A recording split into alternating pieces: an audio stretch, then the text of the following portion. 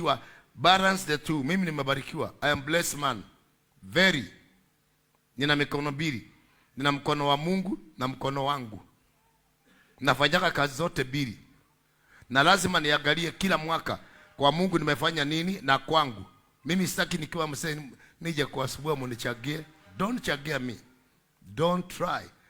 Ukitaka kunipatia nipatie, lakini siku nichangia. Ati askofu aliseeka, ati hana kitu. Hakuna. Huyu Mungu wangu ni wa mipango. Mtu aseme amen. Ni wa mipango. Kwa hivyo wale mnanisikia, kila wakati angalia umefanya kazi gani kwa Mungu na kwako.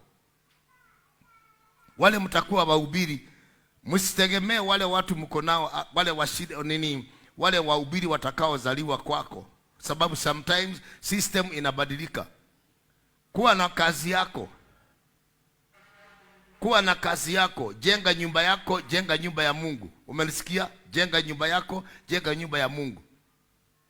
Solomoni alijenga nyumba yake na akajenga nyumba ya Mungu. Mungu hakatai hiyo, anapenda sana ukiwa na nyumba zako, ili watu wakikuona wanaona Mungu.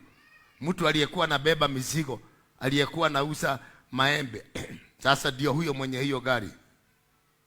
Ukiona gari yangu iko hapa, saa hizi zimepanda, inatoka 36 million, lakini yangu ni ya 20 million. Na nataka kununua ingine. Kuna ingine nataka kununua, inaitwa nini? Inaitwa nini? G-Wagon. Si useme na wewe. G-Wagon. G-Wagon. Kwa nini nafanya hivi? Kwa sababu wale watu wako nje wanatukana watu wa Mungu. Hata ukiokoka ni kasi ya bure. Si kasi ya bure. No. Nitapeleka gari nataka. Halo? Niko na hoteli yangu. Niko sasa 800 sijaenda huko. Kuna watu wanafanya kazi. Na niko na petrol station. Na nimelima saizi eka 60. Nimepanda maharagwe. Na nimepanda watermelon na tomata.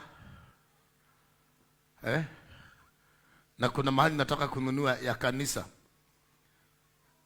75 million. Nimeambia Mungu nitampatia ile mimi niko naye kwa akaunti yote. Hiyo ingine ajitafutie. Bado naongea na mwenyewe.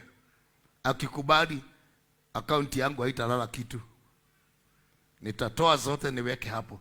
Sababu empty I came and empty I will go. Na hiyo ndio nitakuta. Kuna siku niliamka, nilikuwa na duka yangu kule Mombasa. Nilikuwa nimenunua vitu vya 50,000. Na 50,000 ilikuwa ni kanta zima. Sasa nikahubiri. Nikaambia watu mkuje kesho na muite majirani, kuna zawadi niko nazo kwangu nyumbani. Watu wakaja na magunia. Nikawaita ndani. Wengine wakakaa kwa madirisha, nikaomba, nikaambia igieni. Watu waligogana hapo, walibeba. Walipomaliza nikakuta kuna sabuni zimeanguka. Naambia chukua zile ziko kule hizo. Nikafunga mlango, nishukuru Mungu.